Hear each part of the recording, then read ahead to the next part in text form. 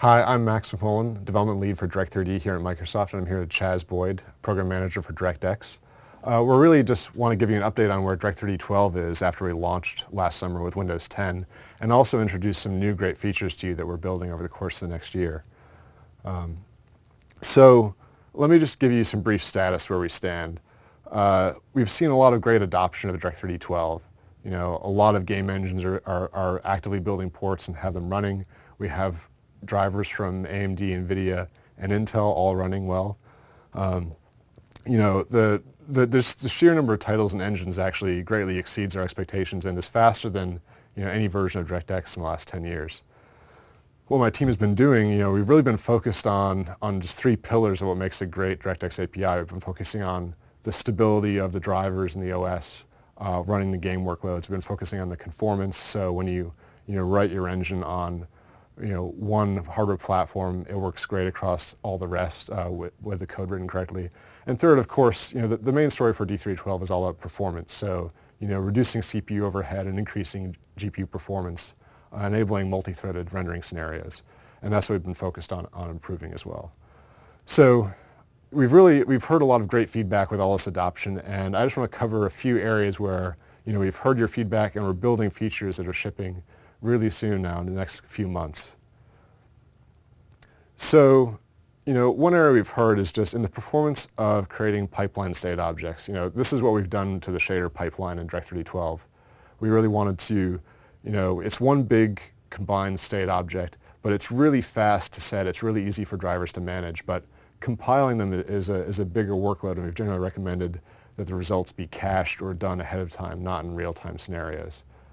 What we've seen with really large number of PSOs, 10,000 and up pipeline state objects, there's a lot of data being stored, there's a lot of data being managed, and there's a lot of redundant work being done when the pipelines actually only vary by a small amount. So what we've done is we've actually brought back an idea from some of the prototypes of D312, where instead of caching individual pipeline state objects, we're actually allowing the API to have pipeline state object libraries, where your engine can group lots of related pipeline states together, and the OS and the driver will collaborate to deduplicate and minimize the amount of work done. So it's just focused on the areas that change from one pipeline state to the next. What we mainly see here is we see a dramatic reduction in the disk footprint when you cache pipeline state objects, and we see a much faster creation of pipeline state objects when the pipelines are very similar to one another. And this is how we hope to enable a lot of engines that do just minor variations of pipeline state over time. And so we're seeing some good initial results from this, and we intend to ship this with the next release of Windows 10, and we'll have more performance data for you when that's closer to coming out. Next area we heard is there's a lot of things we've moved from the driver to the developer with Direct3D 12. Managing barrier state for resources, managing descriptors, allocation, and referencing of them, which were just hidden in Direct3D 11.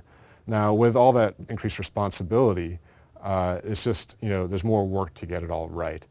And so, but the other catch here is there's some of this we can't validate like we used to in the SDK layers in Direct3D 11. Your engine is allowed to actually defer setting some of these resources until the GPU is actually executing commands. So what this results in is developers using Direct3D 12 have seen, invalid access of descriptors, they've seen uninitialized data, they've seen improper use of barriers, or the barrier state wasn't quite what was expected in their engine code. And it's been, fairly involved to debug these. And we really want to get, increased developer efficiency using 12, so it's back to, or at least closer to your experience writing Direct3D 11 where these errors weren't possible. So what we're building, since we can't validate when the commands are recorded in the CPU, we're moving the validation to the GPU, that we call GPU-based validation. So when your engine runs, if you turn on the SDK layers, we'll actually inspect the shaders used for a pipeline state object. We'll then modify and instrument those shaders to detect these cases. And so when your engine is running, we'll be validating live all these conditions that you have to ensure are correct in your engine. On this slide, you can look offline later. There's a detailed error message, providing information about where in your code things are actually incorrect, and this should greatly increase your efficiency as a developer once you see, some rendering flaws. The next area we've heard your feedback is really great. We've heard from a lot of developers you want better tools and better instrumentation. We started off with some support in Visual Studio, but we're bringing another tool to the mix. We've heard many times you've really wanted the Xbox Pix experience on Windows, and that's exactly what we're going to build. The days are early right now, so I don't have a lot of details to show you, but you'll hear more information throughout the year as we bring the Pix experience to Windows, and all the debugging and performance analysis tools that you're used to. We're really trying to bring the same value there to more Windows platforms. So I'm going to hand it off to Chaz Boyd now, and he's going to bring you up to speed on what we're doing with HLSL and talk about HDR on Windows. Thank you. Good afternoon. My name's Chaz Boyd. I'm at Microsoft. I've been working on Direct3D for a while. I'm going to update you on the latest DX12 work that we've been doing around improvements to HLSL, and then a little bit on high dynamic range color that's also coming this next cycle. Okay, so HLSL is a big area of investment right now. It's basically the part of DX12 that will be changing most in the next 6 months. Our objective with it is to continue to expose new hardware features. Almost every feature that's coming nowadays requires some HLSL intrinsics to be added to the language to support it. And we really want to unlock the innovation that the ecosystem on the hardware side and the game side has continued to do that way. And we also want to try to move the language in a direction where we can innovate it towards increased flexibility for programmers and just have it be ideally optimized for GPU programming in every way. And so part of our effort along those lines is we're incorporating more feedback from the community into the actual product itself. So what we're working on now is a mechanism where people such as individual developers can contribute to the effort of the design and even potentially the coding of HLSL as we go forward. And I'll have some more detail on how we do that in a bit. Okay, first we're going to talk about the new shader model that we're adding to DX12 called Shader Model 6. This is the first one that will be based on our new, it will support these new wave level operations that effectively allow you to understand that your processor that you're working on with your GPU is really a SIMD processing element array. And so I'll have some slides on that as well. The current focus of this particular version of Shader Model 6 is all the latest hardware, the 12.1 hardware that's basically been shipping for the last year or two. It's going to require Windows 10 and an updated driver. So the key thing about this, though, is this is the first new shader model that's actually going to be based on our new, more open source based approach, which is based on LLVM and Clang. Okay, so on the wave level intrinsics, fundamentally what we let you do now is call some routines that let you exchange and propagate information between, say, the 4 pixels in a 2x2 stamp that's being processed through the machine in parallel. We also have some other operations that operate across a broader scope than that for very simple operations like summation and so on. And then we are also enabling the similar set of intrinsics so that you can actually manage and coordinate workloads to make sure that the actual width of the SIMD array is being utilized optimally by your application. We'll have some sample source code snippets in our SDK that show how to do that. Other hardware feature changes that are going to be exposed in this release are initially we're going to add explicit float 16 support, but then later on, of course, we have to add some 64-bit integers as well. And then over time, we're going to be adding more and more hardware features. These will probably be occurring on a larger time scale, like an API syntax that lets you control the blenders from within HLSL. More different types of atomic intrinsics for new data types like things like half, float 16 halves like we just talked about. Some support for stereo operations, and then potentially mechanisms in the syntax to allow your pixel shader to explicitly indicate which portions are executed per pixel versus per MSAA sample in your shader code.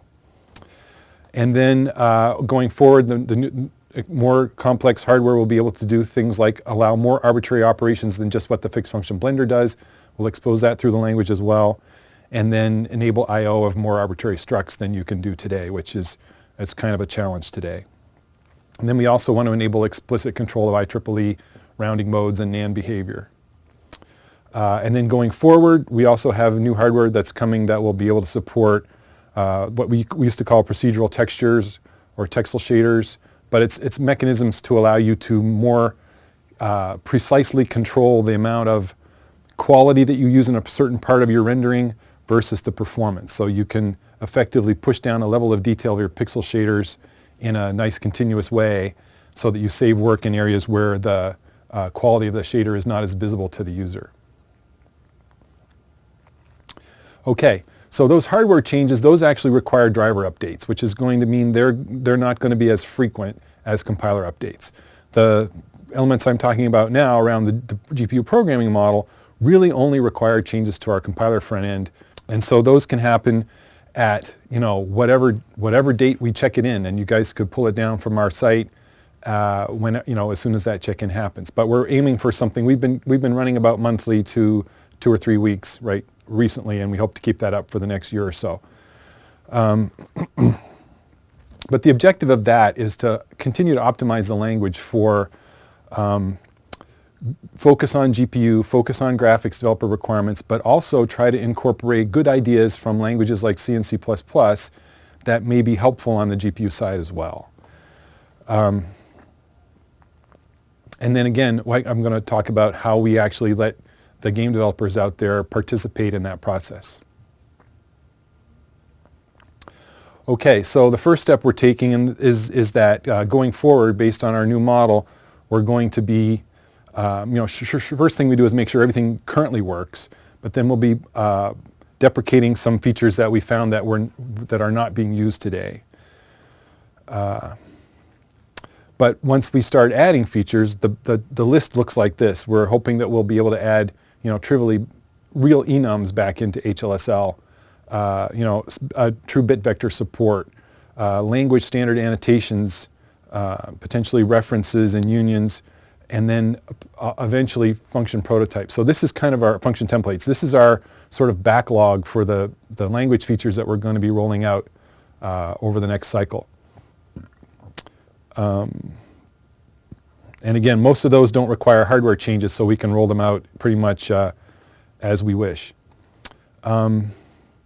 Then, further down in the backlog, things that probably wouldn't happen this calendar year, but maybe later, we're looking at explicit const expr annotation, explicit asserts, some level of a function pointer type concept, potentially a lambda concept, of a sort of restricted version of that, possibly virtual types, true constructor-destructor controls for local data at least, and ideally the concept of a linker or modules with extern functions.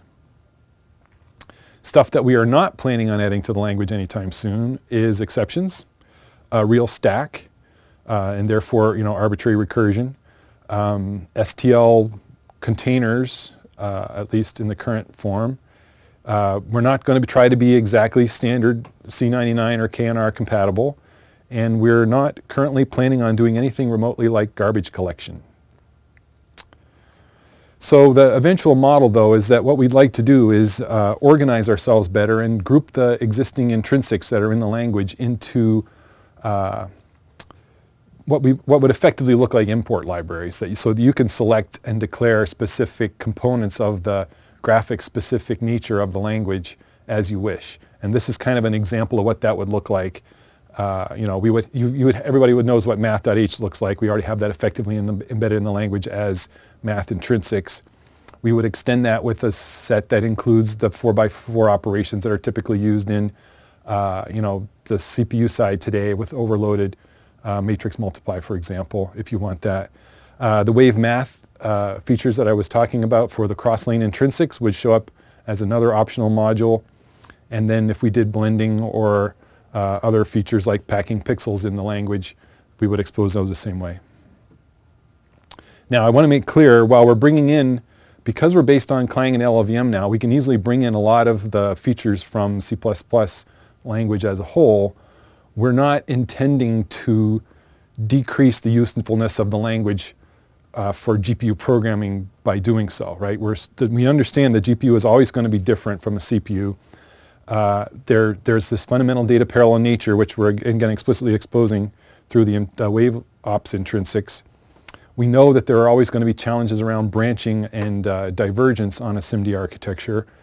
And we also know that there is always going to be some amount of fixed function operations. For example, just packing bits from different pixel formats is so important to graphics. It's worth, and so common, and it's so hard to do using bit operations that it's worth having dedicated instructions for that. So these are the kinds of things that we expect to always retain. Now, again, what we're doing now is we're opening up participation in the development of HLSL to a broader number of people over time. We started with some within our own development team, and then bring in a few people who are representative of certain types of genres of games, maybe the top engine people, and we'll bring those more and more people online as we get more functionality working. And then the goal is to eventually, sometime in the next year or two, open it up to pretty much anyone. And what that means is that because we're based on LLVM, we now have this opportunity to have people use the LLVM model to conveniently create special optimization passes of their own design. And so if you're an application developer, you have some optimization that you know your type of content or title always benefits from, you could write a custom version of that pass and integrate it into the compiler stack. The hardware vendors may also be providing examples of these that they could get you to run that help you optimize your shaders for GPU hardware. So come and talk to somebody from Microsoft, and we'll see how to get you onto the program. The advantage is that, like I said, you guys get to potentially contribute your own passes. You also get effectively source code visibility through the LLVM project on GitHub into how our compiler works. We'll be able to update it asynchronously from operating system releases, since it's just a tool. It just goes in the SDK. It's not, it doesn't need to be part of the operating system. And then we can all work together to create special custom tools that we can exchange with each other, that do things like optimizing the code or performing different types of analysis or code conversion. We already have some tools that will take a bunch of HLSL source code, convert it to an AST, perform some optimizations like eliminating certain types of constants, and then regenerate that as source code in existing HLSL format today. So that people are finding that helps helps improve the performance of shaders that are actually fairly general in terms of the number of constants that they're originally written to use. Okay, so the current model with the FXC that's already shipped today is there's this monolithic XC that you run, and there's some compile flags on it that let you select control over what it does. And then it goes into the D3D runtime, and then the compiler generates this DXBC format, we call it today, which is kind of like our OBJ or our intermediate instruction format.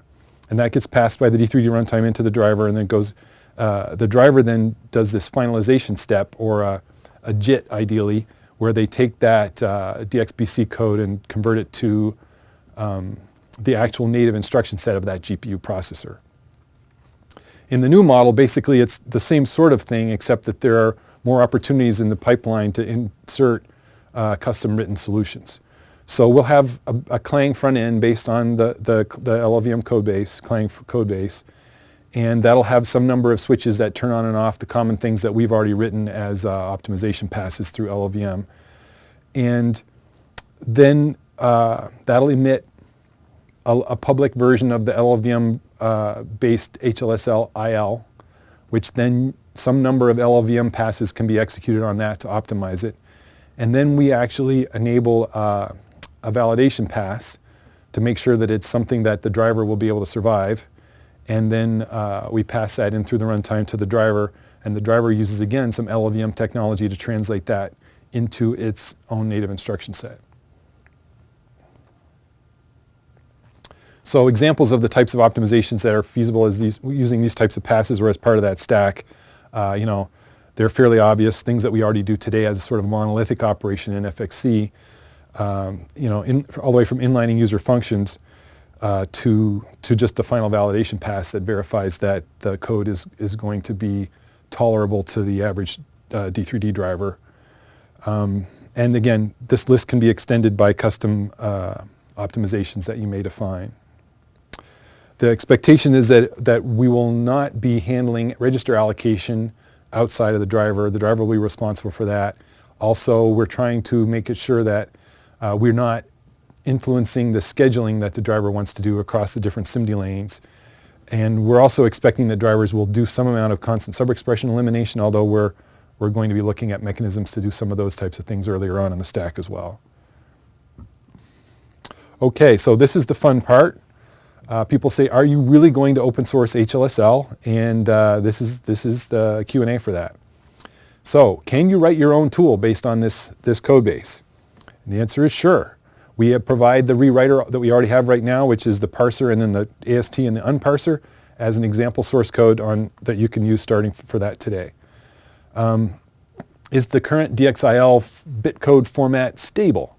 And the answer to that is we are locking on 3.7 of LLVM with some additional intrinsics and annotations. But that is where we're going to stay. And if LLVM changes going forward, which it probably will, we will have to contribute translators for people that want to use tools that are only available with that later version of LLVM. Will the structure layout be compatible with that of Clang? And the answer is it is our objective to have it be so. The front-end language for C++ compiler that you use Clang for your CPU code, and if you use this compiler for your GPU code, you should be able to pass those structs across identically. Will we take contributions? Yes, if you have technology or passes or ideas or bug fixes that you wish to have incorporated into the main branch of HLSL's front-end compiler, and you can issue us a pull request and we'll see what it takes to get that code integrated into the project. Can I build this and include it in my game? Well, I expect a lot of people will be ending up shipping a compiler in their game if they have a custom one that they want to use at runtime. The only challenge will be that we're inheriting the LLVM license, and so would you if you use code that was based on that and ship it in your title. Can you create your own custom new developer-specific language and then have it emit DXIL? And the answer is sure. We will be trying to focus our investments mostly on sort of the HLSL that we've got today, and we'd like to have people tell us what needs to be improved about it so that we can all have at least one place where the best of the industry is gathered. But if you want to create your own very specific language for some specific domain, that's fine. And can I develop something to turn ASTC or DXIL into some other platform's IR? And that's just a translator, and LLVM is out there and it'll show you how to do that, so sure. Okay, we'd also like to invest going forward in some the workflow features which Clang and LLVM enable. We'll starting with a standard foundation code base, we'll be able to then create standard implementations of IntelliSense, which is not just syntax highlighting, but actually helping you complete your command that you're typing, full-on support in that sense. Most of that's actually working. We'll be showing you how to integrate custom optimization passes based on LLVM into your asset building process and how to invoke the command flags that cause those to get executed. We hope to be able to support libraries and linking. That's a very useful thing during development process. The debugging model is dwarf at this point, and that's how we expect to ship it. And then we also will be providing analysis and profiling tools that are updated to support the new syntax, such as PIX or Visual Studio Graphics debugging. So then the roadmap for this is that we plan to introduce this Clang technology very shortly. What we're really going to be gated on over the next 6 months is the driver support for this capability. But if the sooner the drivers are done, so in the second half of this year, potentially you'll be able to use this. You can do development on it for sure this year, but shipping on it at retail is really going to be dependent on how long it takes the hardware ecosystem to finish their implementations of LLVM inside their drivers. most of the IHVs are doing fairly well on that, and they're all about the same level, which makes it look like, yeah, sometime in the second half of this year you'll be able to use it, even in potentially a retail scenario.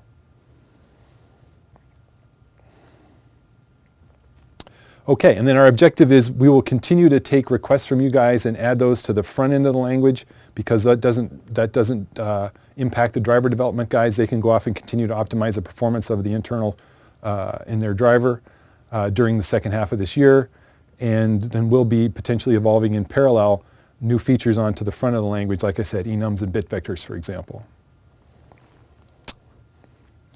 Okay, so the current status is we have the front-end parser is running right now against the existing shader model. We also use that as a mechanism to validate the drivers against, so we're basically using most of existing shipped DX12 code bases as stress cases for the new work, both in our code and in the driver. We have this all running on our own software implementation today, which is called Warp. And then the compiler team that we have right now that's doing all this is unified between PC and Xbox, so that everything we do is simultaneously being built effectively for Xbox and PC. So just to the extent that NVIDIA and AMD and Intel are building a driver, our Xbox guys, our guys are building the Xbox driver in parallel with that. Okay, and so again, our schedule is that we expect that there will be beta quality drivers with this capability coming out fairly soon. Retail could potentially be in the second half of this year, possibly Q2, and then we'll be adding the Shader Model 6 feature set using things like cross-lane intrinsics, hopefully maybe in Q3, and then theoretically by Christmas all of this can come together. Okay, so the second half of my talk, I'm planning on covering the feature known as high dynamic range, or high color, as we sometimes call it at Microsoft, which is a mechanism for improving the visual quality of displays. Now, the situation that we're in right now is that most displays out there today are limited in the brightness, the peak brightness that they can emit. They're limited to about 400 nits, and and even the ones that support higher than that, most users turn down the brightness until it's comfortable, which means it looks about like a sheet of paper or a white sheet of paper in the same environment that they're working in. And what that means, though, is that that brightness level that sheet of paper has, or your email background on your digital panel, effectively defines the maximum value that any content can display on that panel, because it's the 1.0. Going forward, we'll be seeing these TVs and monitors that come out that support a mechanism where you can set all your email backgrounds effectively at this 1.0 bar, but still have certain parts of the scene or the game or the movie at higher levels than that. And so the adoption of these technologies is probably going to be fairly rapid, because it's a very visible difference in the way the audience perceives their display.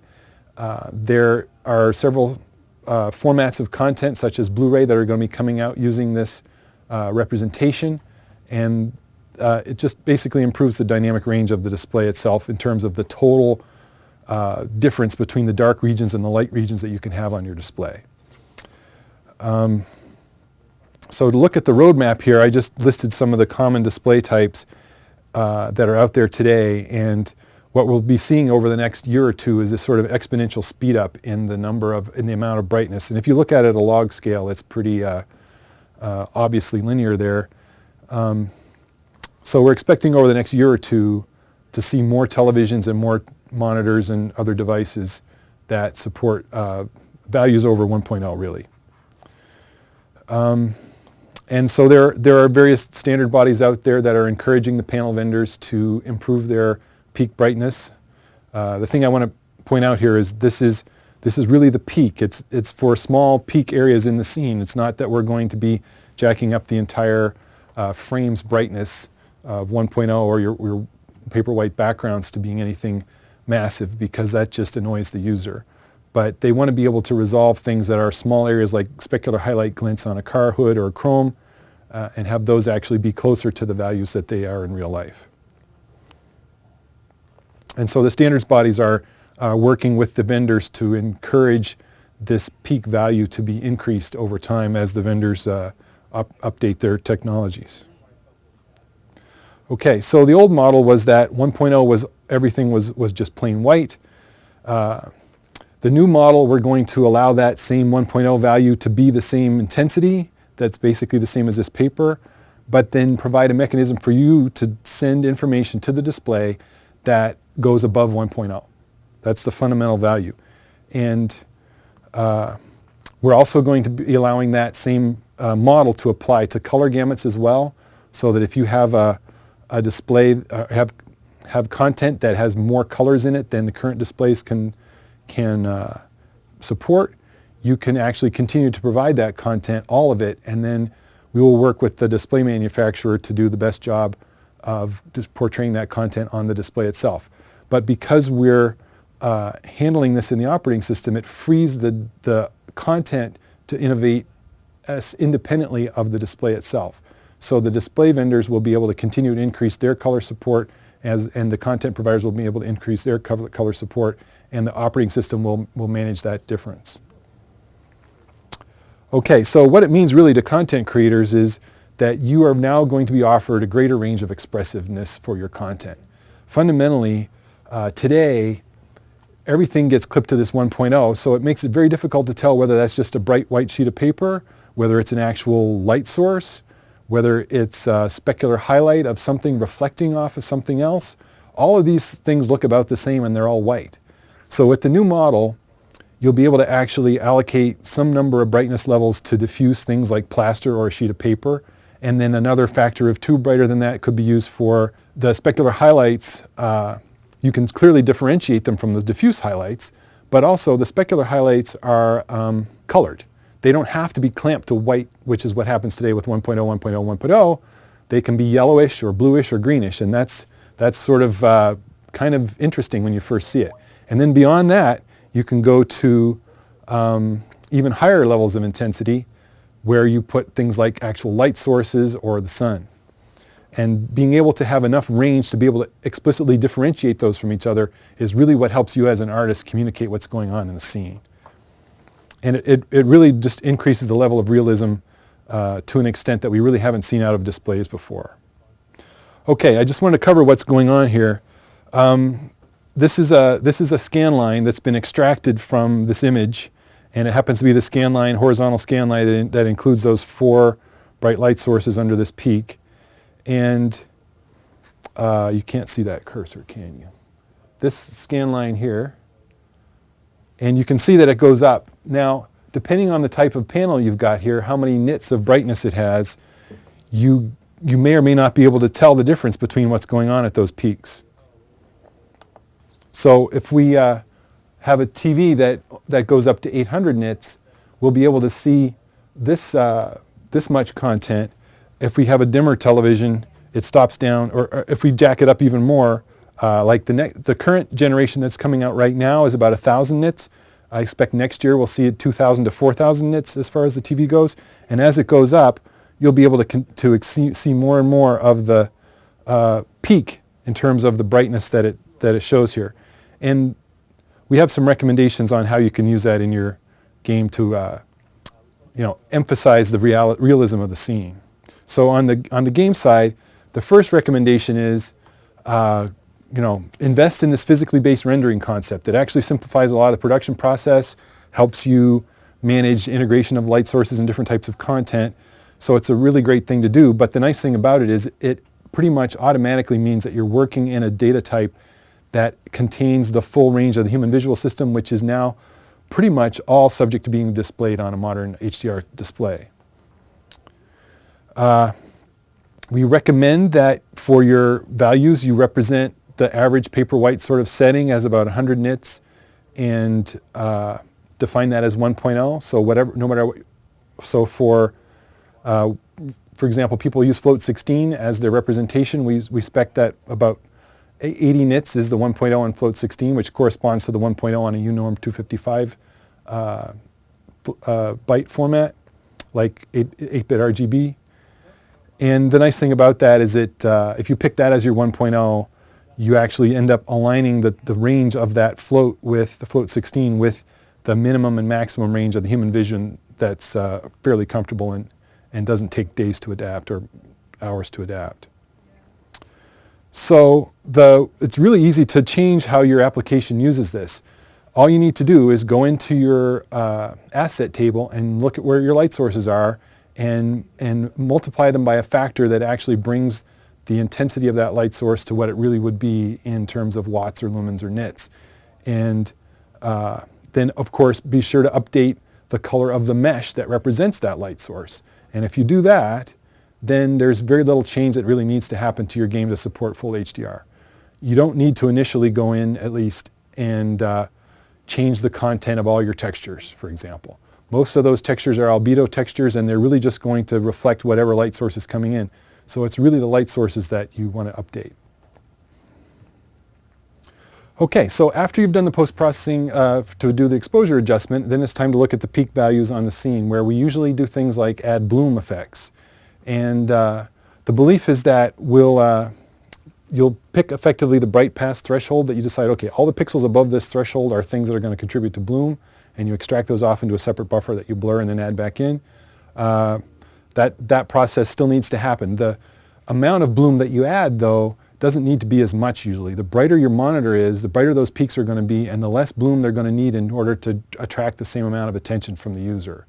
So what we would do is recommend scaling the amount of bloom, or at least the bloom threshold cutoff, proportional to the brightness of that TV. And we'll provide that back as an API signal to you to know where to put those bloom passes.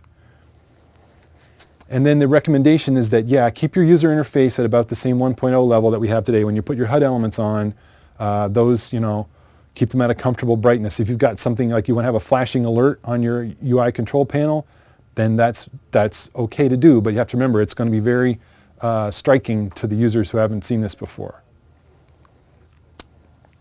Okay, so now, how do I actually get HDR values from my physically based rendering scene and my post-processing step onto the output device? And the mechanism there is we have two mechanisms that we're promoting right now. One is the float 16 surface format, where we recommend that all floats should be in linear, as in non-gamma corrected format. We're recommending that whatever you hand out to the display, you keep it in the 709 primaries. And you're familiar with that float format. And the nice thing about that is it gives you the nit range from the 0.001-ish that the human visual system can see at the low end, all the way up to about 5 million, which is where you can put things like your sun. The other format, which takes actually less information, it's really what's used on HDMI now, is a protocol that's used to communicate this high dynamic range information from your device to your HDMI TV using only 10 bits per channel. And the way that works is you would create a 10-10-10-2 surface as your final image when you do your final composition and tone mapping pass. But the reason that they're able to pack a significant, in this case 10,000 nits, into a 10-bit value is they use a very sophisticated tone mapping profile, or it's called the perceptual quantization curve. And you can think of it as effectively like a gamma value of like 6.5 or 7. And then the other thing about this format is it supports the BT 2020 primaries. And those are a different set of primaries than what you're used to today, but we'll show you code on how to transform relative to be into that format. And then effectively all your display hard driver has to do is hand that directly to HDMI, and it shows up on the TV. So it's more efficient from a power perspective, although it does cause you the extra pass of having to convert from your float 16 physically based data into this format. And like I said, we'll show you how to translate between 709 and BT 2020. Those are all in our samples. And you guys, it's done using just a 3x3 matrix multiply, which everybody here knows how to do 3x3s. And you're just operating on RGB instead of XYZ. And just, the usual rule, try to do all of your math, if you're going to do a bunch of math, in the same cell color space. So don't mix 709 values with 2020 values in the same expression. So what we did is we defined this float 16 range so that like I said, it gives you this 5.2 million peak, and then on the bottom end it gives you about 0.001, which is about the limit that your human visual system can perceive unless you sit in the dark for 20 minutes and wait for your eyes to adapt. The 1.0 we told people is corresponding to the 1.0 in a UNorm format is about 80 to 100 nits. And then they have to remember when you're converting your float 16 value potentially into the 10-bit format, you have to remember that we're not going to go to all the way up to 5 million nits. We're only going to go to 10,000 nits because that's the maximum that the HDMI protocol supports. And so you need to divide when you do that by 125. And the nice thing about this is this turned out to be a very consistent set of recommendations from the movie guys and from the games guys in terms of recommend best practices for high dynamic range content. This is a little bit more information about this 10-bit curve. The thing I said effectively has a gamma of 6.5.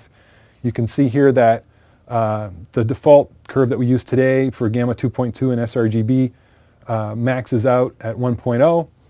This is the 2084 curve, the PQ profile. It actually goes up to 10,000, or in this case it'll go up to 125 in this particular graph.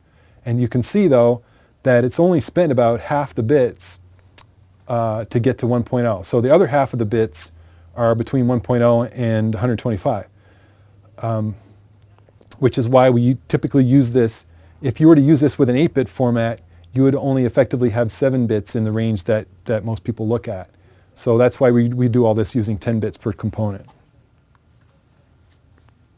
So in general, there's a lot of discussion in the industry and on the web about different formats with different acronyms involved. And my advice is to not worry about those. They don't really affect that much about what we're trying to do, which is write a game and get those pixels over 1.0 out to a panel. The industry is very much interested in making sure that happens for different types of devices. And so it may be one of these things where the official standard for how that happens doesn't get announced until after we've all been doing it for a year. So the key thing though is when you're doing things like selecting an algorithm or selecting a device, look for the peak brightness that device supports. That's really the most important metric for HDR to look at. And to some extent, the next most important thing is to look at the sort of resolution with which that display device can resolve those highlights. Some of them have like a few hundred individual LEDs in the background, so they just have to light up the 1 or 2 LEDs that are behind a particularly bright object. But if you've got 1,000 LEDs, then you have much finer control and you can resolve much finer specular highlights and so on at that peak brightness. So that's another important metric to look for. The OLED panels actually work very well as well. We see some very good blacks in those devices, which means if you're working in a relatively dim environment, they're a very effective solution as well, like home theater. Okay, the other thing, like I said, is that the work involved in updating your asset base to high dynamic range is not something that's as easy as adapting to the brightness. So it's going to take a couple more presentations and more samples from us on showing you guys how to do that. But like I said earlier on, it's not as important. Most of the surfaces in real life have albedo values that are effectively reflectances in the range 0 to 1. So there really isn't a need to support high dynamic range in your textures. The one exception would be something like a skybox, where there you would want to use one of the HDR formats like BC6 or Float 16 to store that image. Okay, so our plan is that, again, the second half of this year, we will deliver you guys development capability to start creating HDR content. The time by which you can actually go retail to end users with that content is probably really more gated on the availability and install base of these displays, which probably won't happen until, say, Q1 or Q2 2017. So that's the kind of time frame where I would expect to be able to ship something in a consumer-oriented fashion. Thank you very much.